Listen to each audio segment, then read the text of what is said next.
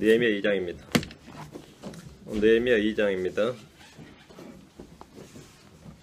예, 기도응답을 받은 느헤미야입니다. 기도응답을 받은 느헤미야. 느헤미야 2장 1절에서 11절 말씀하겠습니다. 느헤미야 2장 1절에서 11절까지 하기로 하고요. 느헤미야 2장 4절 말씀. 느헤미야 2장 4절 말씀 같이 읽겠습니다. 같이 읽습니다. 이에 왕이 내게 이르되 그러면 내가 무엇을 원하느냐 하기에 내가 하늘의 하나님께 기도하고 그러면 내가 무엇을 원하느냐 이런 왕이 이제 물었는데 이게 기도응답이었습니다. 이걸 위해서 1장 11절에서 이 사람에게 이 사람의 눈앞에서 주의 종에게 긍휼을 베푸시옵소서 이랬거든요. 드디어 이제 이 1장 11절의 기도가 2장 4절에서 응답이 된 거죠. 1장 11절의 기도가 2장 4절에서 응답이 된 건데 오늘은 기도응답을 받은 느헤미야와 통해서 우리도 같이 은혜를 좀 받기를 원합니다. 잠깐 기도합시다. 주 하나님 아버지 감사합니다. 함께 도우셔서 오늘 주의 말씀을 은혜로 복되게 허락해 주시길 간구합니다. 주의 영을 충만케 해 주십시오. 전나신 주 하나님 이 말씀을 통해서 모든 성도들이 기도에 대해서 좀 눈을 뜨고 또 저희가 부지런히 열심히 기도할 때 주님께서 저희가 기도하는 것 구하는 것 이상으로 다음으로 응답받는 또 응답해 주시는 그런 놀라운 은혜가 각 성도들마다 넘치도록 해주시길 간구합니다. 주의 영이 이 시간 충만히 임하게 해주시고 또 복을 주십시오. 주의 성기도합니다. 아멘. 이 피폐한 예루살렘과 거기에 살고 있는 유대인들이 고난 중에 있다는 소식을 들은 느헤미야는 주 앞에서 금식하며 기도를 했습니다. 그의 기도는 한두 번으로 그친 것이 아니라 몇 달간 계속되었습니다. 몇 달간.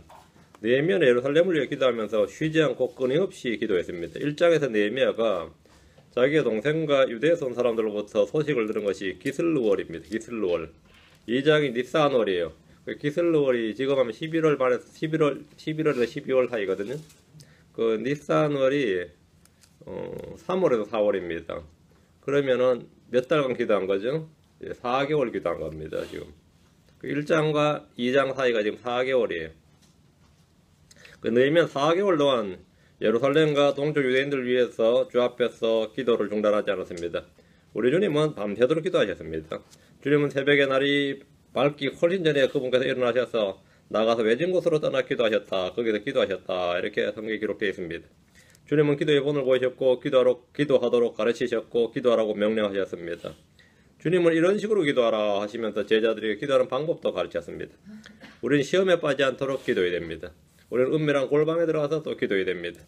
주님은 우리가 누구를 위해 기도해야 되는지 말씀해 주셨는데 기도의 대상이 놀랍게도 마태복음 5장 44절에는 너희를 핍박하는 자들 위해 기도하라 이랬고 누가복음 6장 28절에는 악의를 품고 너희를 다루는 자들을 위해 기도하라. 너희를 위해 핍박하는 자, 너희를 핍박하는 자, 악의를 품고 너희를 다루는 자들을 위해 기도하라고요. 이렇게 기도하라. 기도의 대상도 있고 우리는 누군가를 위해 기도할 때 그 기도의 대상이 나를 핍박하는 자요 악의를 품고 나를 다루는 자를 포함해야 됩니다. 여러분이 믿음을 가지고 주님께 가까이 나아가고 말씀을 더 깊이 파고들고 더 열정을 품을 때 반드시 시험이 옵니다. 이럴 때 내가 형통한 게 아니라 반드시 시험이 옵니다. 내가 주께 가까이 가면 갈수록 마귀도 그만큼 가까이 다가옵니다. 우리는 위에 있는 권세자들 위해 기도해야 됩니다. 내가 지지하는 사람이 아니더라도 우리는 정부 관리들 위해서 기도해야 됩니다. 그들은 하나님의 사역자들입니다. 디모데전서 2장 1절 2절에 그러므로 내가 권면하노니 무엇보다 먼저 모든 사람을 위하여 기도와 간구, 모든 사람을 위하여 간구와 기도와 중보와 감사를 드리되 왕들과 권위를 가진 모든 사람을 위하여 하라. 이것은 우리가 전적으로 하나님을 따르며 정직한 가운데 조용하고 평화로운 삶을 살고자 함이니라. 왕들과 누구를 위해서? 권위를 가진 사람들을 위해서 하라. 위정자들을 위해서 기도하라는 것은 성경의 명령이며 성도들의 의무입니다. 부정하고 타락한 세대에서 성도들이 조용히 또 평화로운 삶을 살기 위해서는 그들을 위해서 기도해야 됩니다. 페르시아의 왕들이 유대의 성전 공사를 돕고 재정적으로 후원한 것은 왕과 왕자들과 제국을 위해서 기도하도록 하기 위해서 그렇게 한 겁니다. 우리는 주의 말씀을 전하고 가르치는 사역자들을 위해서 기도해야 됩니다. 형제들아 우리를 위하여 기도하라. 이 말씀이 이 바울 서신에 꽤 많이 나옵니다. 바울은 자신이 성도들에게 편지를 쓸 때 우리를 위하여 기도하라. 우리는 모두 선교사나 목사나 성경교사가 될 수는 없지만 모두 그들의 일에 동참할 수 있고 동력할 수 있고 도울 수 있습니다. 선교사들 위해서 기도하는 사람은 그 선교사와 함께 동력하며 일하는 사람입니다. 기도하는 사람은 선교 현장에서 맨 뒤에 있는 사람이 아니라 늘 맨 앞에서 싸우고 있는 사람입니다. 어떤 지역에 믿음의 문이나 말씀의 문을 여는 것은 현지에서 수고하는 아주 애쓰고 수고하는 그런 선교사들의 노력이 아니라 그들을 위해서 기도하는 사람들이 하는 일입니다. 사도 바울이 끊임없이 우리를 위해 기도하라 하면서 기도로 도울 것을 부탁했습니다. 주의 사역자들이 부당하고 사악한 자들에게 건져지도록 기도해야 됩니다. 마귀 올무에 빠지지 않도록 기도해야 됩니다. 우리는 기도할 게 꽤 많이 있습니다. 우리는 병든 지체들이나 고난 가운데 있는 지체들을 위해서 기도해야 됩니다. 야고보서 5장 16절에 너희 잘못들을 서로 고백하고 너희가 병고치를 받도록 서로를 위해 기도하라. 의로운 자의 혈에 있고 뜨거운 기도는 많은 유익이 있느니라. 병고치를 받도록 서로를 위해 기도하라. 서로를 위해 기도하는 것은 교회 주요 사역 중에 하나입니다. 죄를 짓는 형제들이 있으면 우리는 그를 위해 기도해야 됩니다. 요한일서 5장 16절에 어떤 사람이 자기 형제가 사망에 이르지 아니하는 죄 짓는 걸 보거든 그는 간구할 것이요. 죄 짓는 거 보면 뭐라고요? 간구할 것이요. 사도들 역시 주의 말씀을 전하는 복음전도 사역과 더불어 기도에 전념했습니다. 사도행전 6장 4절에 그러나 우리는 계속해서 기도와 말씀 사역에 전념하리라. 계속해서 뭐 한다고요? 기도와 말씀 사역에. 기도가 앞이에요. 기도와 말씀 사역에 전념하리라.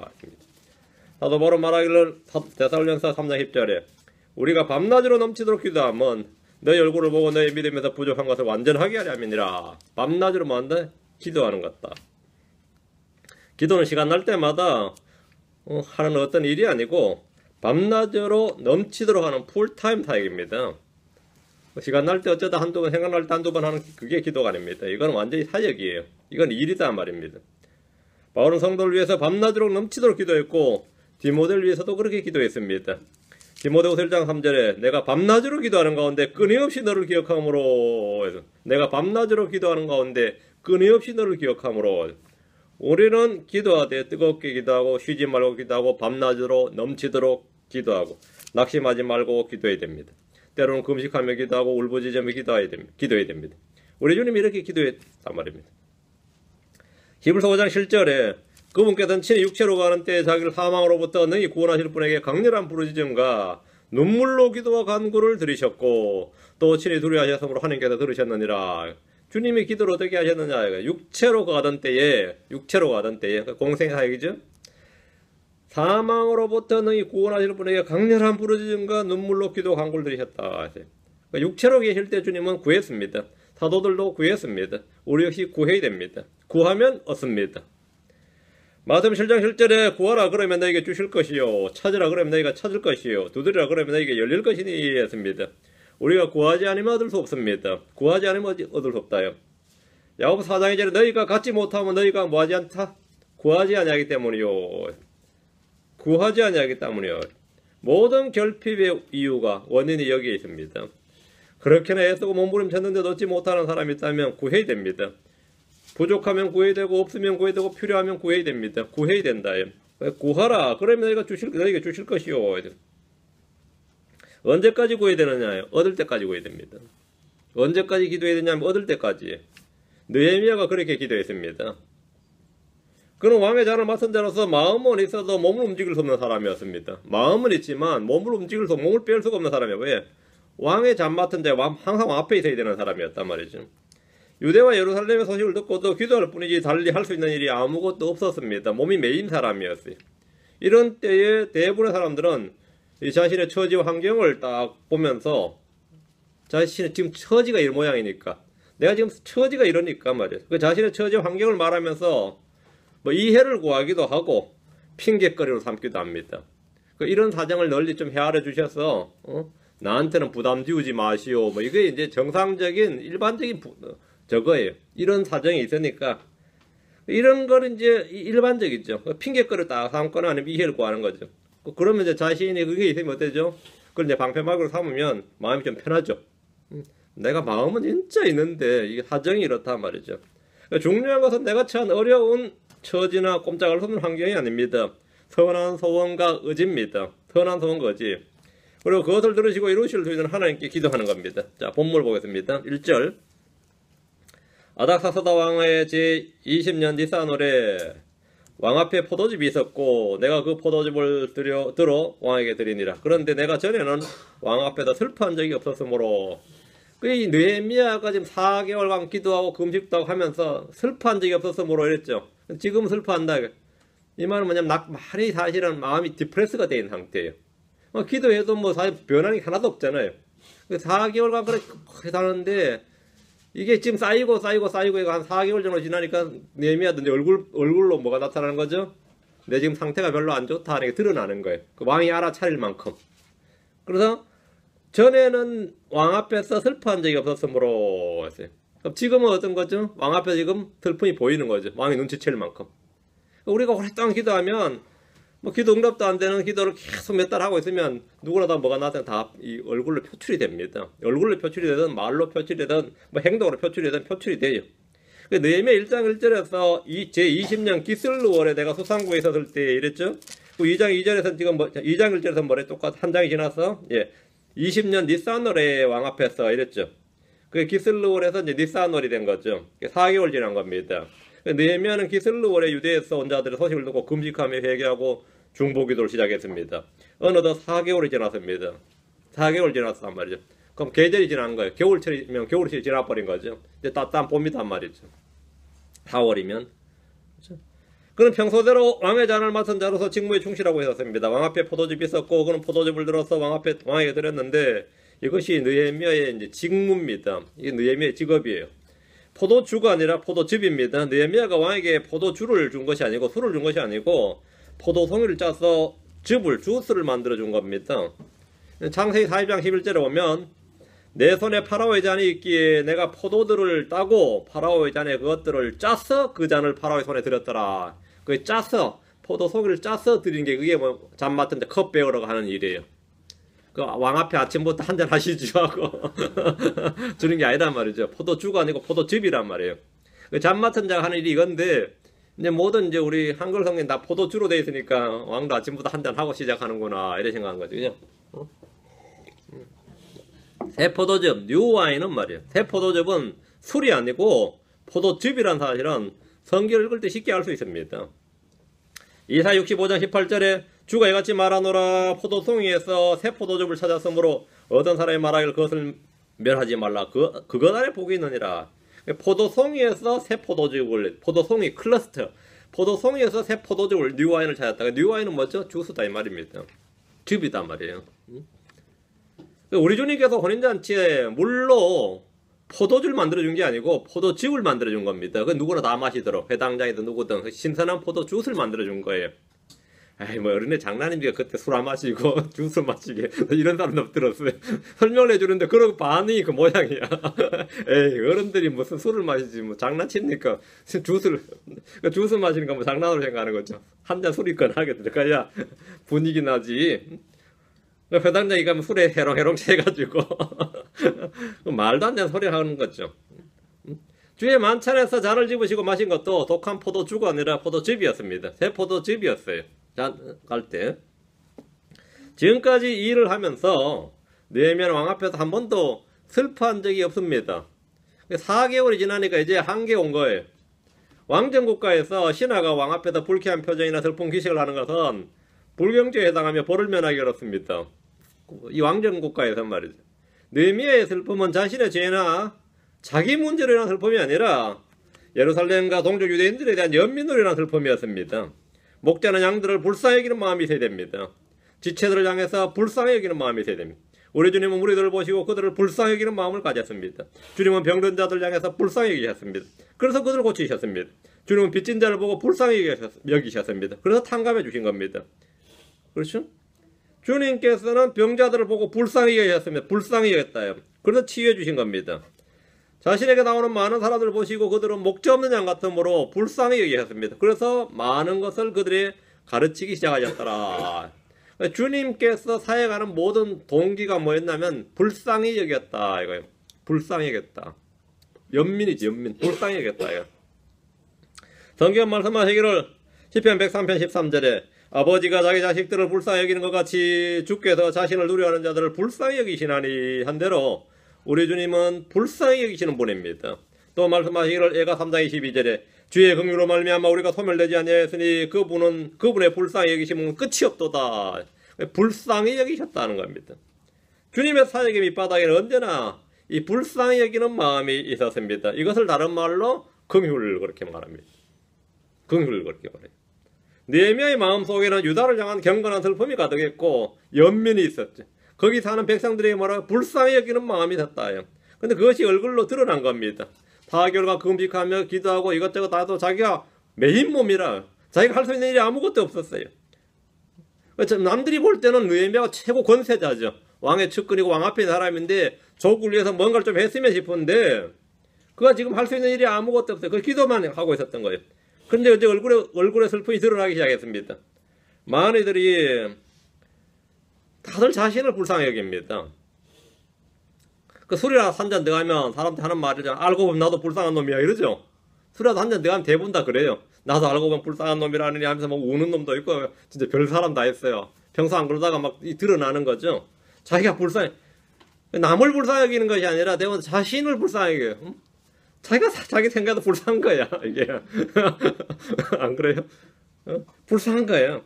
그러니까 내가 나를 불쌍히 여기는 것은 아무런 의미가 없습니다. 주님이 나를 불쌍히 여기셔야 됩니다. 주님이 나를 긍휼히 여기셔야 위로가 되고 힘을 얻습니다. 자신이 자신을 불쌍히 여길 때 마음이 어두워지고 슬퍼지고 세상이 원망스럽고 하나님이 원망스러워지고 모든 사람이 원망스럽고 신세를 한탄하고 그래서 눈물이 쭉 그러는 거죠. 자기를 불쌍히 여기는 사람들이 대부분 다 그렇습니다. 그럼 우리는 어떻게 해야 됩니까? 우리는 그리스도의 마음을 가진 자들로서 서로 동정하고 서로 불쌍히 여겨야 됩니다. 베드로전서 3장 8절에 끝으로 너희는 다 한 마음이 되어 서로를 동정하며 형제로서 사랑하고 불쌍히 여기며 예의 바르게 행하라. 여기 보면 서로를 동정하며 뭐라고요? 불쌍히 여기며 사랑하고 다음에 불쌍히 여기고요. 사랑하고 불쌍히 여기며 예의 바르게 행하라. 예, 2절입니다. 느헤미야 2장 2절 왕이 내게 이르되 내가 병들지 아니하였거늘 어찌하여 내 얼굴에 슬픈 기색이 있느냐. 이것은 다름이 아니라 마음의 슬픔이로다 하므로 그때 내가 매우 심히 두려워하며. 그 왕의 이 한마디가 느헤미야를 달달 떨게 만들었어요. 왜 그럴 것 같아요? 니 지금 마음에 무슨 생각하고 있냐 이거죠. 응? 얼굴이 안 좋은 거 보니까 요즘 반역 역모를 모의하고 있냐 이러면 어떻게 되는 거죠? 죽는 거예요. 응? 아니면 내가 모르는 뭐가 나는 모르고 니는 아는 정보가 있냐 이 말. 응? 이런 말이 왕의 입에서 나왔대요. 보통 문제 아닙니다. 왕의 잔을 맡은 느헤미야에게 슬픈 기색을 하는 이유를 물었습니다. 왕은 느헤미야 안색을 살폈고 그가 병이 들어 슬픈 것이 아니라 마음의 슬픔이란 사실을 알았습니다. 몸이 아파서 병색이 완전한 것과 마음의 슬픔과는 전혀 다릅니다. 왕은 느헤미야를 오랫동안 곁에서 지켜본 사람으로서 그의 안색을 보고 정확히 판단할 수 있었습니다. 그때 내가 매우 심히 두려워하며 했는데 왕 앞에서 슬픈 기색을 하는 것은 불경제에 해당하고 감옥에 가거나 심한 경우에는 왕을 음해할 의사를 가진 것으로 몰려 죽기도 합니다. 어찌해 내 얼굴에 슬픈 기색이 있느냐. 이 왕의 말은 단순한 질문일 수도 있고 또 아니면 이렇게 사정을 살펴보는 것 같이 들릴 수도 있지만 경고입니다. 이게 뭐냐면 이실직고하라 경고입니다. 어찌하여 이 말은 말하라 이거예요. 말하라. 응? 왕을 향해 딴 마음을 품었거나 나쁜 감정이 있거나 불만이 있는 것이 아니냐 이런 신문일 수도 있기 때문에 느헤미야는 그때 매우 심히 두려웠다 이랬습니다. 여기서 이제 말 한마디 잘못하면 게임 끝나는 거예요. 말 한마디 잘못하면. 그렇죠? 왕한테 부탁할 때도 잘못 부탁하면 죽습니다. 정말 두렵고 떨리는 위기의 순간이었습니다. 3절 왕에게 아뢰되 왕께서는 영원토록 사시옵소서. 그 도시 곧 내 조상들의 돌무덤 있는 곳이 피폐하고 그 도시의 문들이 불타 없어져 싸우니 어찌하여 내 얼굴에 슬픈 기색이 없사오리까 하며. 느헤미야는 왕의 신문에 즉시 숨김없이 그대로 답변했습니다.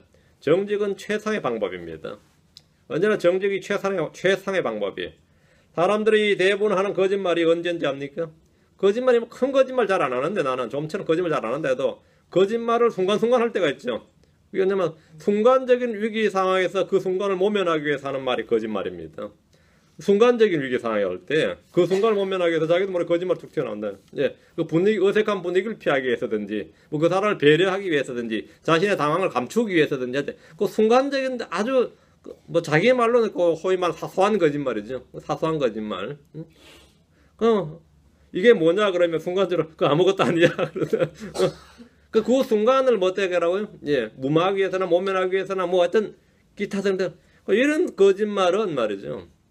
뭐 목사고 뭐고 필요 없어요. 그냥 해. 왜 사람 다 거짓말쟁이라서. 응? 그 방금 뭐냐 그러면 아무것도 아니야. 괜찮아. 우리 동지도 그러거든요. 포기하리 그래요. 그 아무것도 안 해도 돼요. 그 아무것도 안 해도 돼. 순간적으로 흔히 하는 말이 나도 모르게 한 말이라고 하면 그 말이죠. 나도 모르게 하는 그 말이 그 마음 상태, 그 사람의 마음 상태를 가장 잘 드러냅니다. 느헤미야는 정직하게 자신의 마음속에 있는 걸 토로했습니다. 그 도시 곧 내 조상들의 돌무덤 있는 곳이 피폐하고 그 도시의 문들이 불타 없어졌사오니 어찌하여 내 얼굴에 슬픈 기색이 없사오리까.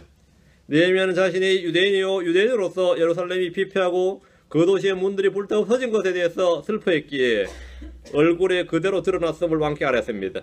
느헤미야의 몸은 수상궁에 있지만 그의 마음은 예루살렘에 있었던 겁니다.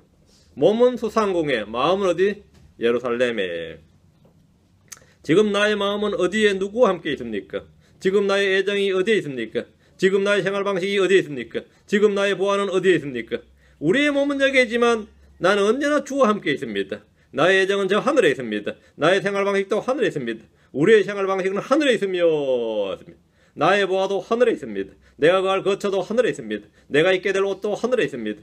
지금 나는 육신 안에 가고 있지만 내 영은 저 하늘에서 주와 함께 있습니다. 나의 애정, 나의 생활 방식, 나의 집, 나의 보물이 다 하늘에 있습니다. 내 육신은 지금 이곳 미국 서부에 있지만 내 영은 곳곳에 있습니다. 지금 뭐 텍사스의 어떤 지체들이 뭐 할까 있고 뉴저지 형제들은 뭐 하고 있고 한국의 많은 지체들은 뭐 하고 있냐. 거기 다 가 있단 말이죠. 내 영은 거기 함께 있다요. 골로새 2장 5절에 내가 육신으로는 떠나 있으므로 영으로는 여전히 너희와 함께 있어. 육신으로는 떠나 있어. 떠나 있으나 영으로는 여전히 너희와 함께 있어. 너희가 질서 있게 행하는 것과 그리스도를 믿는 너희의 마음이 굳건한 것을 기뻐하며 또 바라보느니라. 이 바울이 지금 고린도 교회에 항상 뭐라고? 내 몸은 고린도에 없지만 내 영은 너희와 함께 있느니라 했습니다.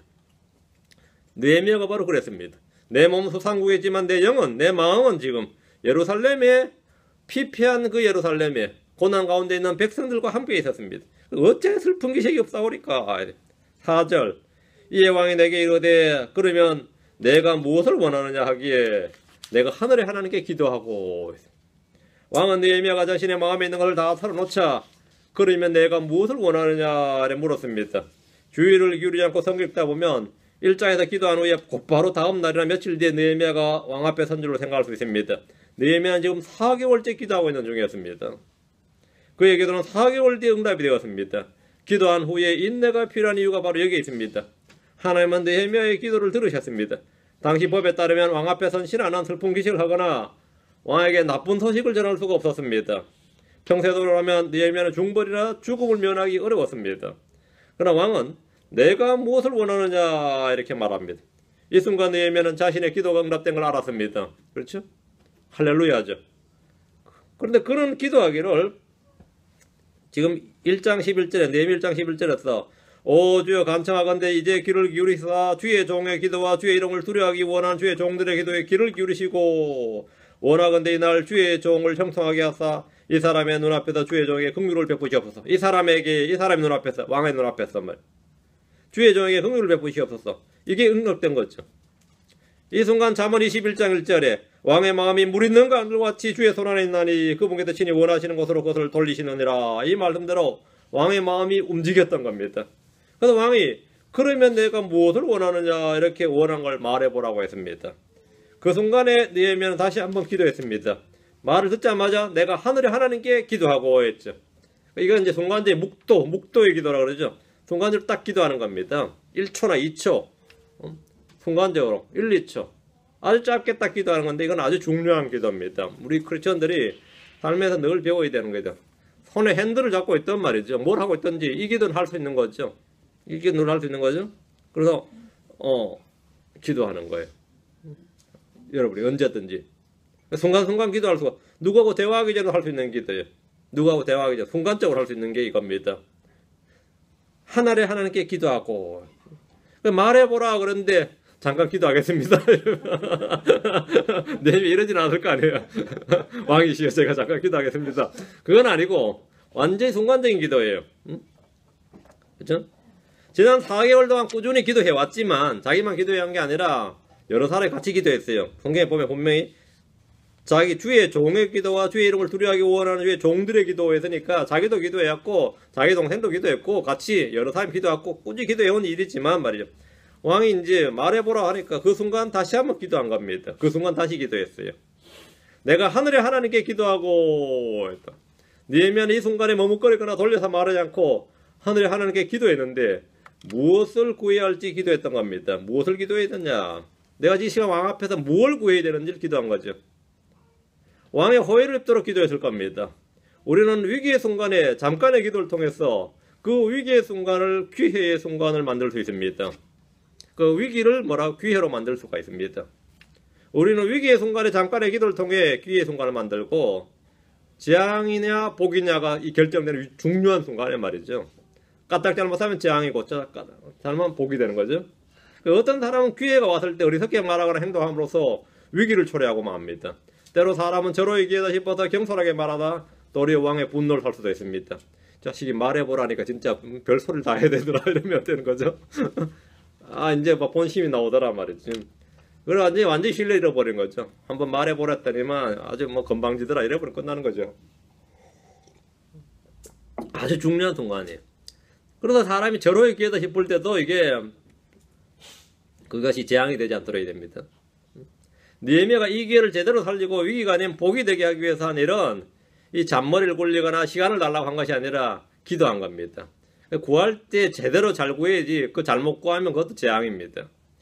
내가 하늘의 하나님께 기도하고 우리가 언제나 기도가 필요한 겁니다. 5절 왕에게 아뢰되 왕께서 만일 기뻐하시고 왕의 종이 왕의 눈앞에서 호의를 입어 싸우면 왕께서 나를 유다로 내 조상들의 돌무덤 있는 도시로 보내사 내가 그 도시를 건축하게 하옵소서 하였는데 자기 풀어달라는 거죠. 자기가 지금 몸이 메인 사람이라면 왕의 궁에서 못 움직이는 사람이에요. 이거는 완전히 뭐 노예 해방보다 더한 겁니다. 나 지금 예루살렘으로 보내달라는 거예요. 느헤미야는 평소에 기도해오던 것들이 있었습니다. 그 이전부터 예루살렘 회복과 부흥을 위해 기도했기 때문에 그 일을 구했습니다. 느헤미야는 왕께서 나를 유다로 내 조상들의 돌무덤 있는 도시 그 예루살렘으로 보내사 내가 그 도시를 건축하게 하옵소서라고 왕의 호의를 구했습니다. 성전 건축이 아니라 도시 건축이었습니다.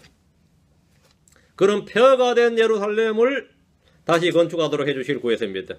느헤미야는 유대인들의 세금을 줄여달라든지 복지를 위해서 예산을 편성해달라든지 자치권을 더 넓게 해달라든지 뭐 독립을 시켜달라든지 그런 요구를 한 것이 아니라 내가 그 도시를 건축하게 하옵소서. 내가 그 도시를 건축하게 하옵소서.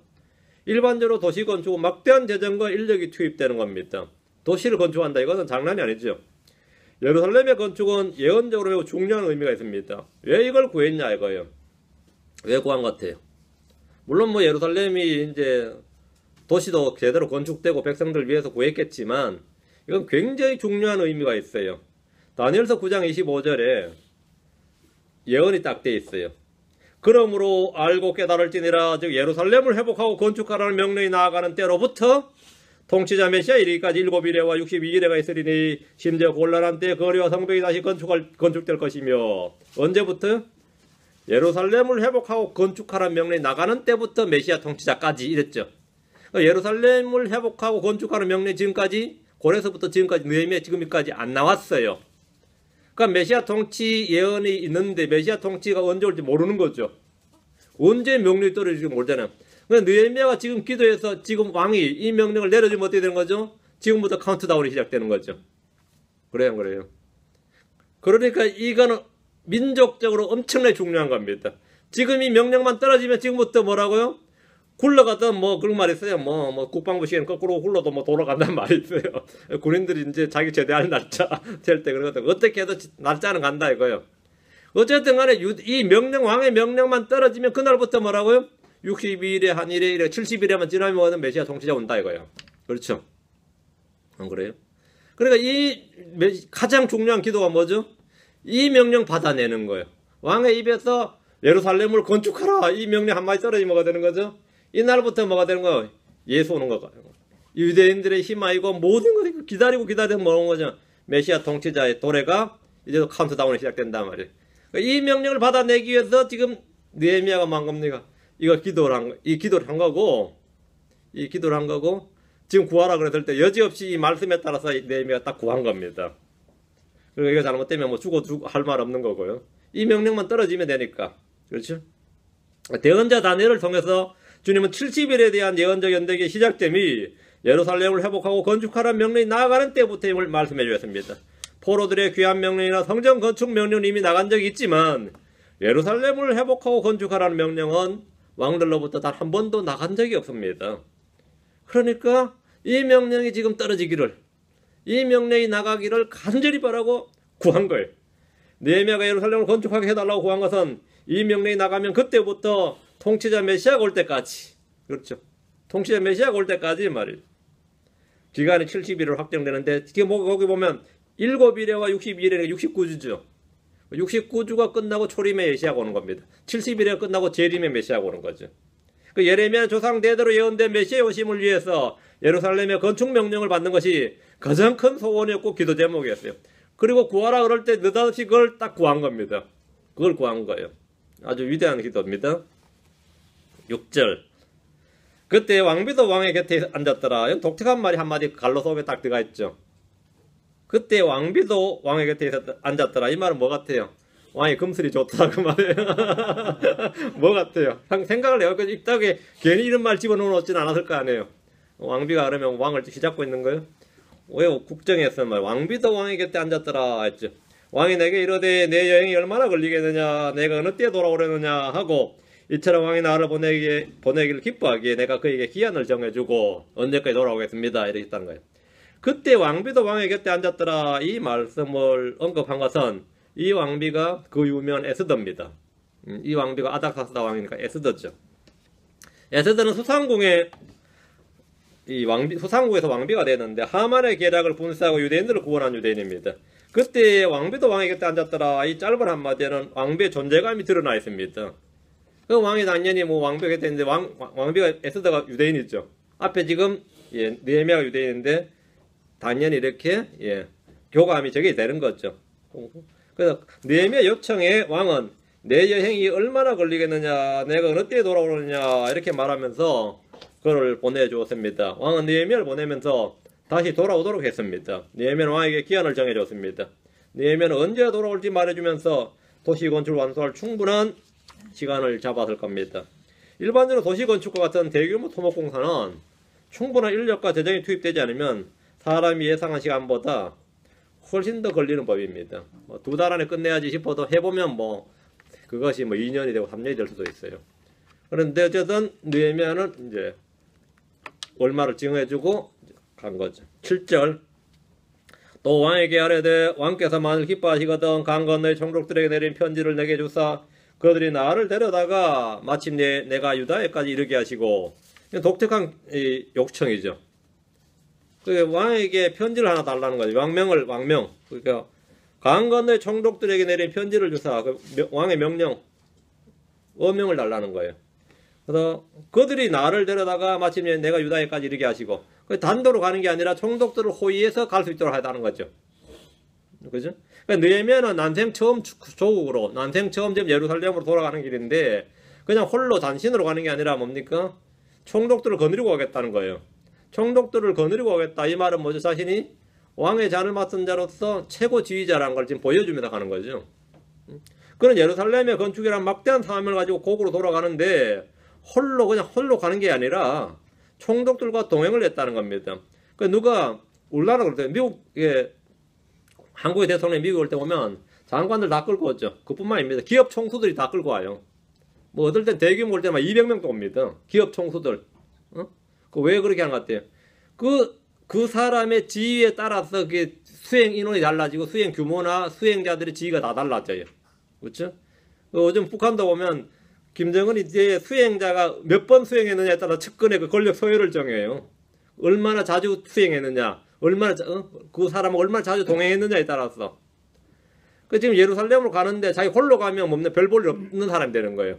왕의 사자로 간다 이거. 왕의 사자로. 그러니까 총독 그러면 누구 정도는 동행을 해야 된다는 거예요. 총독들 정도는 동행을 해야 된다 이거예요. 총독들한테 동행하라고 명령하라 그러면 총독들이 이제 느헤미야 아래로 내려가는 거죠. 이것은 느헤미야의 뛰어난 정치 감각과 지혜를 보여주는 예입니다. 느헤미야는 에스라와는 틀렸어요. 아주 왕궁에만 있었던 사람인지라 항상 왕의 측근 곁에 있던 사람이라 정치에 달통한 사람이었던 거죠. 아주 정치적 감각이 뛰어난 사람이었어요. 그는 고국의 단신으로 가는 것이 아니라 왕의 명령에 따라 왕의 사자로 한마디로 왕의 그 명령을 받은 자로 말이에요. 사로 간단 말이에요. 왕의 사자로 예루살렘으로 가려는 겁니다. 왕이 편지를 써서 강 건너편의 총독들을 데리고 돌아가도록 하게 해달라는 것은 자신의 신분과 지위를 총독들 위에 있게 해달라는 겁니다. 총독들은 느헤미야가 가져온 왕의 편지를 들고 왕의 편지를 들고 온 이 느헤미야를 깍듯이 떠받들고 이제 고위공직자로 대접하고 유다로 가야 되는 겁니다. 그러면 느헤미야를 방해하거나 막 이게 상상도 못할 일이 되는 거죠. 아주 정치 감각이 뛰어난 거예요. 총독들이 왕명을 받아 느헤미야를 호위해서 유다에까지 이르도록 함으로써 유대인들도 깜짝 놀라고 총독들도 깜짝 놀라고 뭐 그래 되는 거죠. 느헤미야는 왕의 사자로서 지위와 신분을 분명하게 알리고 아무도 시비를 걸지 못하도록 하려는 겁니다. 옛날 중국에서 한국에 사신을 보내는데요. 그 명나라든 청나라 다 그래요. 그럼 한국의 사신들이 자주 독립국에 저걸 주의를 확립을 못 해가지고요. 저 멀리까지 왕의 사신을 맞으러 가야 돼. 거기 문 하나 세워놓고. 근데 제일 먼저 파악하는 게 사실이 누구를 대동하고 오느냐에 따라서 그 직급을 정합니다. 그래가지고 뭐 어느 집에 뭐 누구를 지금 대동하고 온다 이러면 왕이 맨발 보고 거기 가야 돼 진짜로. 근데 이번에는 그냥 단신으로 오는 것 같은데 그러면은 그냥 기다려요 황궁에서. 그 누구를 대동하고 오느냐에 따라서 지위 완전히 달라지는데 왕들을 제일 괴롭혔던 사람들이 누구냐면요. 조선의 내시들이나 조선 사람들 중에서 청나라로 가서 거기서 왕궁의 내시가 돼서 파견되는 이 사신들이에요. 그들이 얼마나 갈고되는지 그들이 올 때가 완전히 조선이 멘붕이 되는 거예요. 응? 그 왕이 그 일개 사신을 감당을 못해요. 왕이. 그러니까 이 말이 느헤미야가 어떤 사람인지 알겠죠? 느헤미야도 내시야. 토상국의 사실 왕의 내시인데 그냥 그 신분으로 가서는 아무 일을 할 수가 없어요. 그 신분으로 돌아가서는. 그러니까 총독들을 동행시키라 이거. 총독들을. 8절입니다. 또 왕의 삼림을 지키는 자 아삽에게 편지를 내사 그 집에 속한 궁궐의 문들과 그 도시의 성벽과 내가 들어갈 집을 짓기 위한 들보들을 만들도록 그가 내게 제목을 주게 하옵소서 하며 내 위에 임한 내 하나님의 선한 손에 따라 왕이 내게 허락하니라. 느헤미야는 왕에게 도시건축에 필요한 삼림을 목재를 주시길 구했습니다. 목재가 충분하지 않으면 도시건축 불가능합니다. 느헤미야는 왕의 삼림에서 목재를 구하려는 겁니다. 산림부 장관에게 목재를 공급해 주라는 편지를 내달라 이 말이에요. 느헤미야의 요구에 왕은 선하게 응답했습니다. 내 위에 임한 내 하나님의 선한 손에 따라 왕이 내게 허락하니라 했죠. 내 위에 임한 내 하나님의 손에 따라. 잘 보세요. 말씀을 잘 보셔야 돼요. 느헤미야의 기도가 모두 응답되었는데 그는 4개월을 기도했고 왕의 목전에서 또 기도했습니다. 여기서 주목할 것은 내 위에 임한 하나님의 선한 손에 따라 이 말씀입니다. 일반적으로 생각할 때 주의 손이 왕의 위에 임해야 될 것 같습니다. 왕의 위에 주의 선한 손이 임하였으면 이런 게 정상적으로 문장이 어때요? 자연스럽죠. 근데 왕의 위에 주의 손이 임한 게 아니라 내 위에 임했다는 거예요. 왕의 손이 왕의 머리에 왕의 위에 임한 게 아니고 내 위에 임한 하나님의 선한 손에 따라 일이 이렇됐다 이거예요. 그죠? 많은 사람들이 누구에게 은혜를 입거나 호의를 입을 때 주의 손이 그 사람 위에 임했다 이런 생각을 합니다. 그러나 그렇지가 않습니다. 내 위에 임한 거예요. 주의 선한 손이 내 위에 임하면 뭐라 허락되는 겁니다. 제가 이제 결혼 허락 받으려고 아버님 앞에 또 장인어른 앞에 섰는데 이 장인어른이 그때 안 믿는 분이었거든요. 그 앞으로 뭐 할 건가 그렇게 목사할 겁니다 그랬거든요. 그 얼굴이 완전 확 변하더라 색깔이. 진짜 흑색으로 변하더라고요. 그 끝난 줄 알았는데 내 위에 주의 선한 손이 맞사였어요. 근데 허락하네 그러시더라. 나도 깜짝 놀랐어요. 나도 놀라고 다 놀랐을 거야. 근데 이게 제가 딱 해버릴게 이 말씀이 생각이 나요. 그 아버님 머리 위에 주의 선한 손이 임한 게 아니고 내 위에 임한 거야. 그 나시 아버님이 제가 그때 왜 허락했던가 하고 후회를 엄청 하셨어요. 내가 그때 제정신이 아니었지. 뭐 그러셨던 것 같아요. 이게 느헤미야의 위에 뭐가 임했다고요? 주의 선한 손이 임했다고. 주의 손이 내 위에 임하면 주의 뜻대로 구한 모든 것이 이루어집니다. 주의 은혜가 내 위에 임하고 주의 긍휼이 내 위에 임하고 주의 복이 내 위에 임하고 주의 영이 내 위에 임하고 주의 선한 손이 내 위에 임하고 모든 것이 내 위에 내 안에 임해야 됩니다. 내 삶에 내 환경에 내 처지에 내 일들에 임하는 것이 아닙니다. 주님이 내 삶 속에 계시고 내 일들에 계시지만 내 안에 내 속에 거하지 않으시면 나는 버림받은 자입니다.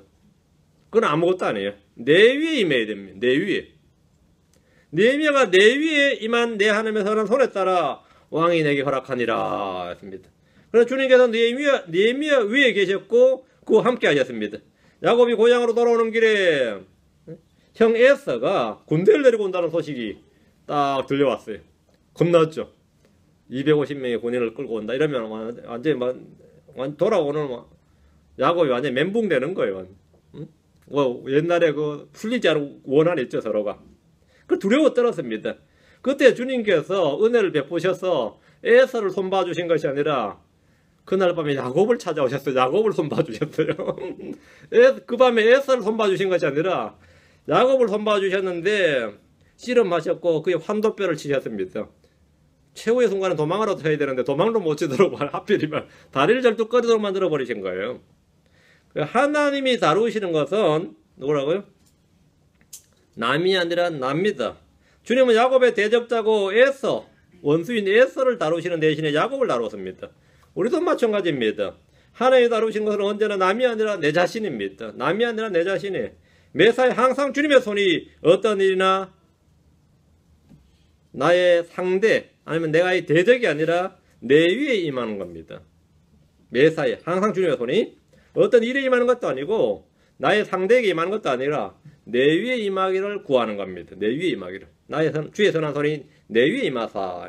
9절입니다. 그때에 내가 강 건너의 총독들에게 이르러 왕의 편지를 그들에게 주니라. 어때요? 마패 주는 꼴이죠. 왕의 편지를 주니라. 그런데 왕이 이미 군대의 대장들과 기병들을 나와 함께 보내었더라. 완전히 뭐 칙사죠. 이 정도면. 그렇게 파견한 거죠. 왕은 느헤미야의 소원대로 왕명을 나온 편지를 줬습니다. 총독들은 왕의 편지를 들고 온 느헤미야를 왕의 사신으로 대접할 수밖에 없었습니다. 이미 왕은 느헤미야를 홀로 보내지 않고 군대의 대장들과 기병들을 함께 보내심으로 그의 신분과 지위와 권위를 확실하게 담보해 줬습니다. 에스라가 제사장으로서 왕으로부터 어떤 도움을 받는 것을 부끄럽게 여겼는데 느헤미야는 정반대로 왕의 도움을 구하고 왕의 힘과 권위를 적극적으로 사용하고 왕에게 절대적으로 의지를 했습니다. 이 둘의 차이가 뭔 같습니까? 에스라는 왕의 도움을 받기를 부끄러워했어요.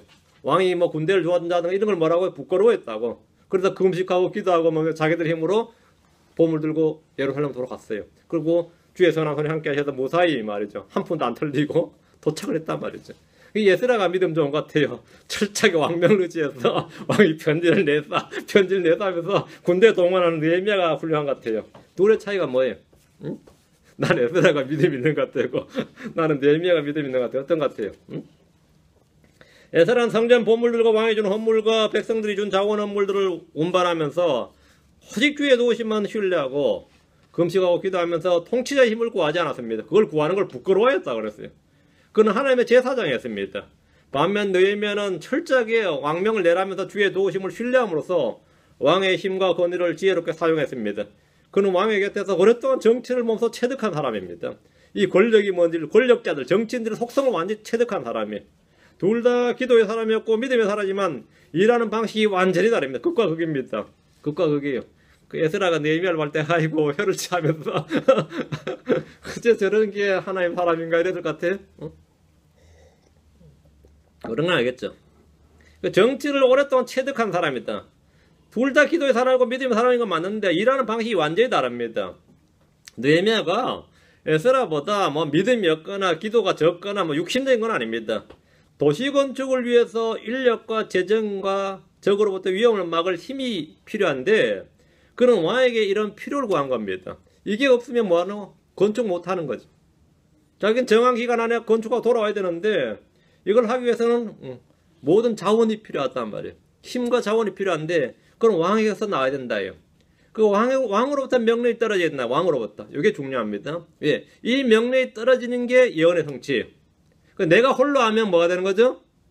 그거는 예언이 아니에요. 그건 예언의 성취가 아닙니다. 내가 하거나 유대인들이 힘을 합해서 하면 안 돼. 왕으로부터 명령이 떨어져야 돼요. 왜? 다니엘에 보면 왕으로부터 명령이 나가야 된단 말이에요.